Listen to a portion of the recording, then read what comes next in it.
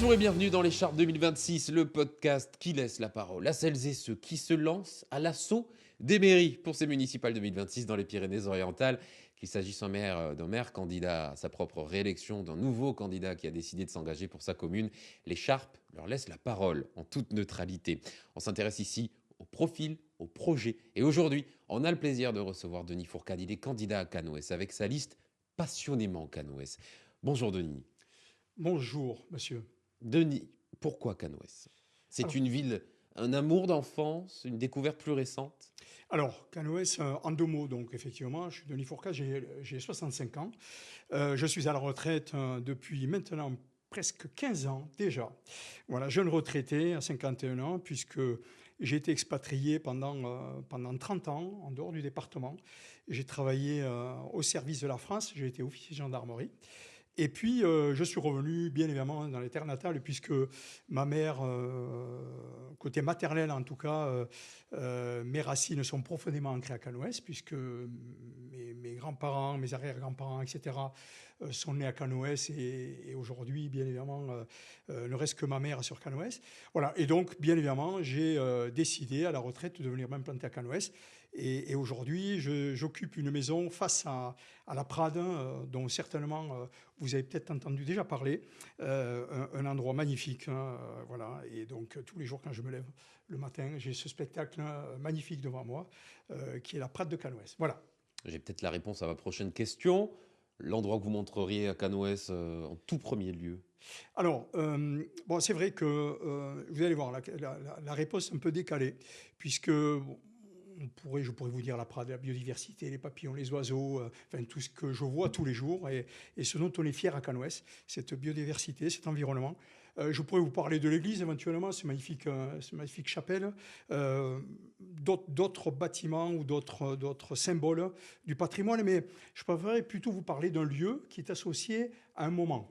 Et là, je veux parler bien évidemment de, si je souhaitais présenter à Canoës quelque chose qui fait l'âme de Canoës, ça serait effectivement le lieu où se déroulent les festivités durant l'été, notamment, même si toute l'année, Canoës est animé, puisque je suis vice-président du comité d'animation Canoës, qui est une commission extra-communale et qui comprend bien évidemment quelques élus qui me suppléent, mais également 40 bénévoles qui sont derrière moi pour animer cette ville. Alors bon, ça part bien évidemment en tout début d'année des braderies, des vides-greniers, des festivités de l'été. Ça va jusqu'à Noël, avec l'arrivée du Père Noël, etc. Et donc ce lieu dont je vous parle, effectivement, c'est le lieu où on rencontre du monde, surtout en été, encore une fois, où les gens se régalent de venir sur ce lieu parce que les Festivals Canoës, ce festival qu'on a créé il y a 5 ans, qui est encore une fois donc, ancré dans tout ce qui est l'âme de Canoës aujourd'hui, où on reçoit en une seule soirée 5000 personnes quand même, avec des artistes nationaux, avec des chorales d'enfants que je m'efforce de faire chanter avec ces artistes. C'est un moment inoubliable pour eux et pour les parents. Tous ces agents de la collectivité qui travaillent pour que ce moment convivial soit vraiment réussi. Là où vous rencontrez des gens avec plein de sourires, avec envie de partager. C'est la fierté que je me fais d'avoir créé, entre guillemets, bien évidemment, avec la confiance de monsieur le maire, cet événement sur Canoës. Et c'est ce lieu et en même temps cette ambiance que je souhaite effectivement montrer aux gens de Canoës, et d'ailleurs au-delà des frontières de Canoës, bien évidemment. Et puis, quand je serai maire, c'est quelque chose que je m'aurai la fierté de faire, c'est inviter tous ces nouveaux arrivants de Canoës à venir partager ce moment de joie et de convivialité que sont les Festivals Canoës, et notamment ce grand spectacle de la fin juillet. On y reviendra un petit peu plus tard, mais avant ça, on a compris qui vous étiez dans la vie, ancien militaire. Est-ce qu'il y a un trait de votre ancienne vie professionnelle que vous mettriez au service de votre vie citoyenne? Alors, oui, effectivement, je crois que je l'ai dit tout à l'heure, je suis un ancien officier de gendarmerie, je suis un ancien militaire. Quand on épouse un métier pareil, on se doit d'être rigoureux, d'être accessible et d'être surtout disponible. Et effectivement, cet esprit-là, lorsque M. Chambon en 2014 et m'a rencontré pour que je m'engage avec lui dans son équipe, tout naturellement, bien évidemment, j'ai mis je dirais, bon, entre guillemets, ces qualités, en tout cas d'homme public, au service de la commune, pour faire profiter, en tout cas, de mon expérience à la population, et notamment sur le plan de la sécurité, bien évidemment.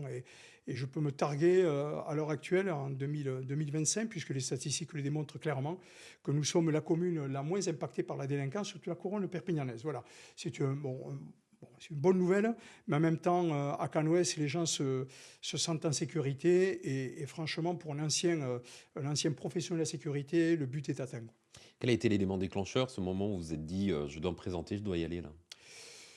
Bah écoutez, c'est un peu lié, les deux questions sont un peu liées, c'est-à-dire que j'ai travaillé pendant plus de 30 ans au service de la France, hein, encore une fois, engagé pour, euh, pour que la sécurité de nos concitoyens soit respectée. Et c'est à ce moment-là que j'ai dit il faut en faire profiter notre village, quoi. Et l'expérience que j'ai acquise pendant toutes ces années ont fait que, encore une fois, j'ai souhaité la mettre à disposition de la population. Voilà. Quel bilan vous tirez du mandat qui se termine?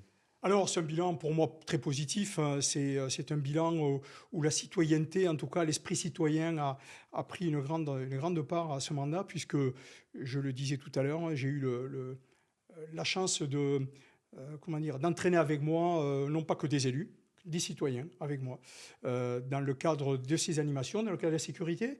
Les citoyens vigilants aujourd'hui à Canouès se dénombrent à environ 35 à 40 également personnes qui couvrent certains quartiers, certains lotissements, qui s'engagent sur cet esprit citoyen. Ça, c'est l'impression personnelle que j'ai. Après, sur un plan municipal, j'ai eu pas mal de délégations pendant tous ces deux mandats. J'ai suivi, bien évidemment, sous le couvert de Monsieur le maire, les grands travaux sur la commune, ces travaux structurants. L'Halle des Sports qu'on a livré dernièrement, au mois de septembre dernier. Ce complexe sportif attendu par nombre d'associations qui a pris une dimension vraiment structurante sur Canouès, qui aujourd'hui accueille, comme je disais, 5 associations, accueille les écoliers de nos écoles. Voilà, c'est un chantier qui était, comment dire, qui était souhaité sur la commune, et que l'on a livré avec grande joie à nos associations et à nos enfants. Voilà. On va parler de votre projet à présent. Si vous êtes élu, quelles sont les grandes lignes de votre projet et des priorités également s'il y en a? Alors, les grandes lignes, les grands piliers sur lesquels j'ai fondé ce projet, avec mon équipe d'ailleurs, en fait, on en a 3 axes majeurs. On a bien évidemment le cadre de vie. À Canouès, on y vit bien. On le voit quand on fait du porte-à-porte tous les jours, depuis de longs mois d'ailleurs. L'esprit qui s'en dégage, c'est qu'à Canouès, vraiment, les gens sont bien, quoi. Ils veulent venir à Canouès parce qu'on a des structures scolaires admirables. On a encore une fois, je le dis, la sécurité est assurée sur Canouès. Donc, les gens sont bien. Dans ce cadre de vie, on va le maintenir. On va le maintenir, bien évidemment, on va le renforcer. On a distribué dernièrement un projet de 36 pages quand même. Bon, il a fallu quand même aller dans le concret, faire ressentir à Canouès ce qu'on voulait passer comme message, et les éléments majeurs que l'on souhaitait voir apparaître sur la commune de 2026 à 2032. Le deuxième pilier, c'est la protection de l'environnement. Bon, Canouès, on le sait, c'est une ville verte. Le maire actuel, avec ses 3 mandats, a fait en sorte de préserver une nature autour de Canouès, à moins de 10 minutes de la maison. Quel que soit l'habitant de Canouès, il peut aller faire balader son chien, il peut prendre l'air, il peut se balader à vélo. Enfin, on a des pistes cyclables aujourd'hui sur Canouès qui maillent le territoire. Voilà, donc ce respect de l'environnement, bien sûr. Et le troisième pilier, c'est la participation citoyenne. La démocratie participative, et on va dire même la démocratie implicative. Parce que participer à quelque chose, c'est bien, mais s'impliquer, il y a un acte fort, je dirais, il y a quelque chose de... Enfin, comment dire, il y a quelque chose d'actif, on va dire, qui naît autour de cette implication. Et on souhaite effectivement, dans le cadre de ce mandat, faire participer la population aux grands projets. Et au-delà de ça, l'embellissement de la ville, au mémoriel, revoir un peu tous ces espaces que l'on a sur Cannes-Ouest, comme le vieux cimetière, comme le monument aux morts. Enfin, voilà. Donc, faire participer le citoyen, encore une fois, à ce genre de projet qui parle concret aux habitants. Et voilà. Fin de mandat, on se projette toujours si vous êtes élu. Denis, quel serait le changement le plus visible? Alors, c'est un peu un paradoxe, hein. Je dirais que par rapport à ce que je viens d'énoncer d'ailleurs, le cadre de vie, il s'agirait plutôt d'une constante. Il n'y aurait pas nécessairement un gros changement, il y aurait surtout une constante, c'est-à-dire respecter le cadre de vie à Cannes-Ouest, c'est déjà pas mal. Alors bien évidemment, le projet que l'on a distribué est fourni en acte structurant, on va dire, mais en tout cas, ce qu'on souhaite faire, c'est respecter, encore une fois, ce cadre de vie, la propreté, la sécurité, j'y reviens pas, etc. Et puis surtout, alors je viens sur un aspect un peu plus terre à terre, mais vous savez qu'Cannes Ouest, contrairement à ce qu'on entend dire aujourd'hui, a une santé financière stable. Voilà. Donc aujourd'hui, bien évidemment, c'est un peu le jeu des élections municipales où effectivement on agite un peu le chiffon rouge pour attirer l'attention, les finances, voilà, on boite un peu, on est endetté, etc.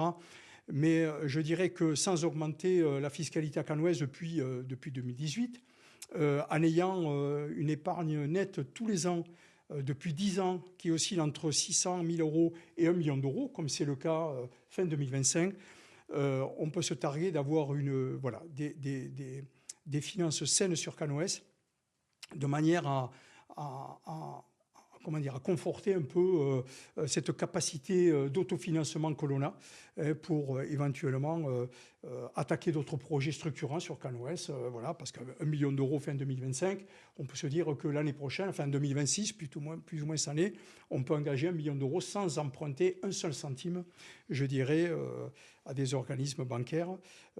Et donc, encore une fois, faire que ce cadre de vie à Cannes Ouest, avec les voiries telles qu'elles sont aujourd'hui, la sécurité, soit préservée, encore une fois, sur notre commune. Denis Fourcade, le mot de la fin à présent, c'est face à votre caméra. Juste ici, 20 secondes pour vous adresser à celles et ceux qui voteront peut-être pour vous dès le 15 mars. Alors, mesdames, messieurs, chers amis, voilà, donc j'ai répondu à toutes ces questions aujourd'hui et je remercie de m'avoir invité à cet échange. Alors, j'ai répondu à ces questions, bien évidemment, sur le territoire, mais j'ai surtout voulu parler de nous.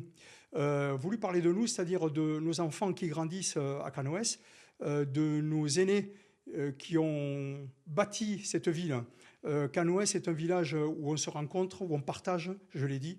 Et Cannes Ouest est aussi, un village où on vit bien, je le redis. Voilà. Donc, quand je serai maire, donc dans quelques semaines, en fait, je respecterai cet engagement que j'ai pris, soit par le projet que je vous ai dernièrement distribué, mais je respecterai effectivement cet engagement parce que je pense que Cannes Ouest, ce n'est pas un enjeu politique, c'est vraiment une responsabilité. Merci beaucoup, Denis Fourcade. Merci à vous toutes et tous également d'être fidèles et puis de vous intéresser évidemment aux candidats qui se présentent autour de vous. Vous pouvez nous contacter si vous souhaitez vous aussi prendre la parole dans l'écharpe. Petite précision pour nous contacter, www.plateau-production.fr. Vous trouvez sur la page contact le numéro ou le mail. N'utilisez pas le formulaire contact de notre site internet, mais plutôt le formulaire que vous trouvez sur la page d'accueil. Vous verrez l'écharpe, vous cliquez dessus, vous remplissez le formulaire, on vous recontactera et puis vous nous appelez, c'est toujours le plus simple ici. C'est libre, c'est gratuit, c'est impartial, c'est neutre, alors venez vous aussi vous exprimer. Et puis, puisque vous nous regardez sur YouTube, n'hésitez pas à vous abonner, à cliquer sur la cloche également pour ne manquer aucun futur entretien avec les acteurs des municipales 2026. À très bientôt pour un nouvel épisode de l'écharpe 2026. Salut!